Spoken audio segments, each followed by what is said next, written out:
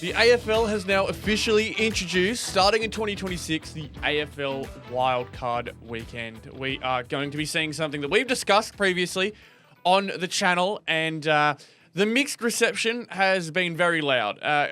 Bit of positive, bit of negative, and we're going to discuss what we think about it. With that being said, Ben, can I get your initial thoughts to start off with this one? Because I think we're kind of on the same page here.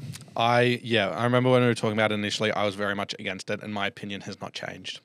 I just simply do not see anything other than it being a money grab for the AFL, where there's two more games for them, basically in an elimination game for both teams, or four teams in the end, that will just increase excitement for some fans, but I just think overall it very much doesn't work out when you really look at it, which is what we'll be doing. I just don't understand how a game where it's 10th versus 7th and 9th versus 8th really changes much in the end. Yeah. And I would also add on top of that, it also creates a problem that we had discussed when we were discussing whether it should be a pre or post-finals bye, in the sense that the pre-finals bye gives a rest for everybody, while the post-finals bye, for the one before the grand final, that one is more to get the grand final preparations going and get all of that ready. So with that being said, we have been on that pre-finals by train, making sure that everyone is rested. And now with this, it's almost like they've gone back on that exact reasoning, which is why it's so confusing to me. I also am just under the idea that the AFL and the way that the sport is simply cannot take on a wildcard weekend in the same way that the likes of the NBA or the NHL or those big Northern American sports leagues, all those guys have. The reason that they work so much is because often they've got 7-game series to decide this stuff, and the reason a wildcard round or a wildcard game is so exciting, I think of baseball, it's a 3-game series, so you've got very little time. In NBA, it's 1 game. It's a sudden death game. So it adds the excitement. It just feels like this one is almost a takeaway from the 7th to 8th battlers. Absolutely. When you consider the comparison you made before, where it is a 1-game thing, it's completely different, and it separates itself from their finals and from their playoffs. This is just another week of regular football for us. It isn't a finals game because, as we'll get on to, with Andrew Dillon stating that specifically with Essendon, that if they win it, it would be considered. It's not a finals game. It is absolutely not, and I cannot see them, because if it was a finals game, they would have labelled it as a finals game, but instead they've labelled it as a wildcard round.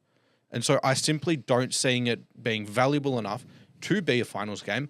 And we've got 23 games. It's a long season. And they've just added another week for teams. And I've got it in front of me here. If a team doesn't play an opening round, so they don't get the 2 byes, and have a bye in round 12, which is the earliest week, and finish in that wildcard round, had they have made it all the way to the grand final, they would have been playing football for 18 straight weeks without a bye, without a break. Yeah, and it's a grueling game. You think just in general, any type of sporting form, like, it's tough to play 18 straight weeks of anything, of any kind of sport. At the highest level. Exactly, the highest level. These guys are going to be bummed out. And so it also just creates the idea that, will we ever see a 7th or 8th place side make it past the semi-final? Yeah. It almost makes it feel like, is this the answer to the straight sets problem? Because now it's like, so. God, even if you lose your first week as a 1 to 4 side, you're most likely going to be playing against a side, unless it's 5 or 6, which, who knows? Maybe that could be the thing that we see the most, is 4 versus 5 and 3 versus 6 more often than not. But it feels like if any team in that wildcard round does manage to win a proper finals game, they're just going to be blown out by a side straight away, because they've got no rest, they've got no advantages, they're going to be playing away compared to this team. There's too many outliers that make it unfair and add so much of a tax and a grueling problem to these sides who are fighting. And not only just that, a lot of people add on top of all that, do 9th and 10th really deserve to be getting themselves a second chance? I'll get onto it shortly with the 9th and 10th teams, but in the AFL's PA contract, when they're debating with the AFL over the CBA, the Central Bargaining Agreement, the terms are in there that there has to be a week, a pre-finals bye for every single player, for every single team, right? because it gives them that break. If this is introduced, you're going to have 4 teams that don't have that, and they're essentially breaking the CBA. What would the consequences of that be? Like, you're literally breaking what you have considered to be fair terms for every team. I do not understand how that is going to make sense and how they're going to go about that. Yeah. That just doesn't make any sense to me. And obviously, you mentioned the 7th, the 9th, and 10th teams. How are they really going to be that impactful in those games? Well, this year is the biggest example of it. There was a very much clear of the top 9 and the bottom 9, but there was only 1 game or 2 games throughout the second half of the season where a team from the bottom 9 beat a top 9 team. And that was Sydney against Fremantle, who ended up losing in week 1, and Sydney were really good in the second half of the year anyway. Like, Andrew Dillon has been on record saying we want more games of consequence. That's why they've brought this in. But we're not going to have that anyway if there's just going to be a complete split. You're going to have 6 teams at minimum that aren't going to be able to make it. And it also is very heavily reliant on there being at least 10 really competitive teams. Yep. 8 in itself, we have found, like 8 this year, the top 8 was so competitive. We got very lucky this year with the top 8, and the problem was it really split up the bottom. But there's going to be the opposite problem now when eventually that does come in, where teams are struggling to keep up as much to that top 10. Like, there will be a 10th place side who comes in with maybe 11 or 10 wins. Like, Sydney only managed to get to 10th because they had themselves all that injury, all those injury problems started to fix themselves up towards the end, and it got them somewhat competitive. But that's never going to be guaranteed.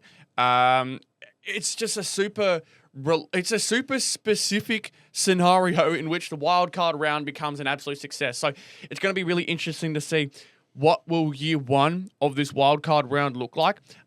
Because right now, the way it's presumed to be is it'll be 7th versus 10th and 8th versus 9th. We didn't really explain that, but I think when anyone hears wildcard round, they kind of understand what that means. They may have seen all the extra notions in regards to social media talk about it. But yeah, 7, 10, 8, 9. That would have been this year Gold Coast versus Sydney at Gold Coast, and then Hawthorn versus the Dogs at the MCG. So wouldn't have been too much to worry about that. Again, it's 2 extra games for the AFL's finals drive and finals incentive. I guess it means that any of those teams, but the gap between 10 and 11 is 3 games. Where's the incentive there? Where's the incentive this season to fight for that 10th spot when you're already so far away from it?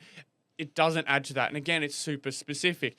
I just think there's way too many scenarios where this goes wrong for the AFL and the competitiveness of it compared to the odd occasion where it goes right and we see a team from 9th make their way to a prelim final. It's just so outlandishly hopeful and wishful.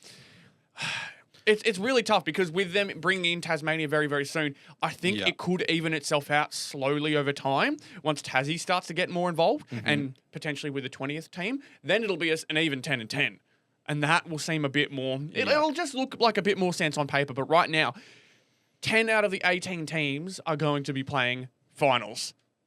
I just don't understand. And I want to we talked a little bit about the NBA comparison, and I just want to extend on that. They have obviously introduced it originally in 2020 as just the 8th versus 9th game, and now it's obviously extended to the 10 teams. The amount of teams that you see in there, they had Chicago Bulls, Miami Heat, Atlanta Hawks on the Eastern Conference. They've been stuck in those 4 spots every single year they've been there. And at least with the NBA, you have a draft lottery system to where if you don't make it, you still have a chance of winning the number 1 pick odds, and you can be really good in a bad year. In the AFL, we don't have that system. So if you don't win it, you're not making finals. You've just completely had a wasted season, and you're not going to get a good pick in this year's draft on top of that. You're not being good, and you're not being bad. It promotes the idea of mediocrity in the AFL. And I don't like that. For a team that has been stuck in mediocrity for the last 10 years, I don't like that. Yeah, I can see what you mean 100%. I guess it just gives teams the idea that if they really make a push, then they'll get that magical run. And it's going to be the point that I keep coming back to when I discuss this wildcard stuff.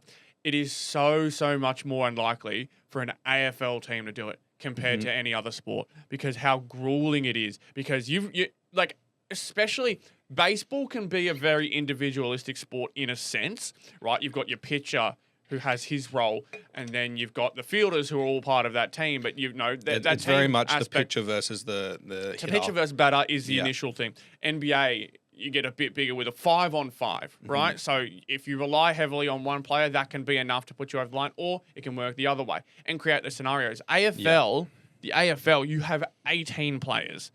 18 players that are all working their butts off.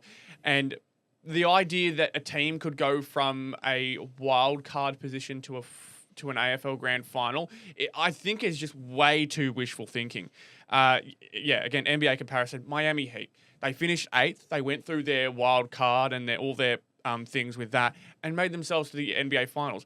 An amazing achievement. But you saw how battered they were the entire time. You saw how hard, even with the one extra game and working from that final spot, they were battered and then got battered towards the end, creating, honestly, one of the most forgettable NBA Finals series of all times. Probably a bit harsh, but for a good while. No discredit to any of those teams, but obviously not the main point of this discussion. Just more to compare to the fact that AFL, you're going to have 18 sore bodies without a rest break, now moving straight into the next week. Yeah. With a team in this, it's like if the NFL had that type of stuff. The only team that gets a break is the number 1 seed in the NFL. That makes a bit more sense because then they're rewarded for winning the season. They're rewarded for winning their entire conference. Now it's 6 teams rewarded for being in the top 6. Sure, you're in the top 3rd. Cool. I'm okay with that. Bit more incentive to try and push yourself up the ladder. But now you've punished the last 2 teams and made it so much more predictable how the final series is going to go. We could go on for a while, but I think the main point I want to get out of this and the way I want to finish this one off on my side is just there are too many negative factors for this wildcard round than there are to outweigh the positives. Absolutely. I don't think what this brings is enough to reward it. I don't think it brings a genuine positive. When you can, outside of the money factor, which is arguably debatable anyway, because the teams who are going to finish there, they're not good, so they're not going to draw any crazy crowds. I just don't see how this is going to be beneficial in any manner. Yeah. And it'll be talked about more and more as we keep going with our podcast episodes. If you enjoyed the discussion here today and want to see more from us, be sure to like the video and subscribe to the channel and keep up to date with all we're doing. We're still going hard and keeping up with the content, the AFL content through the AFL off season. So be sure to stay tuned in, and we appreciate you coming by and seeing what we're up to. So thank you very much for tuning in, and I'll see you all on the next one. Catch ya.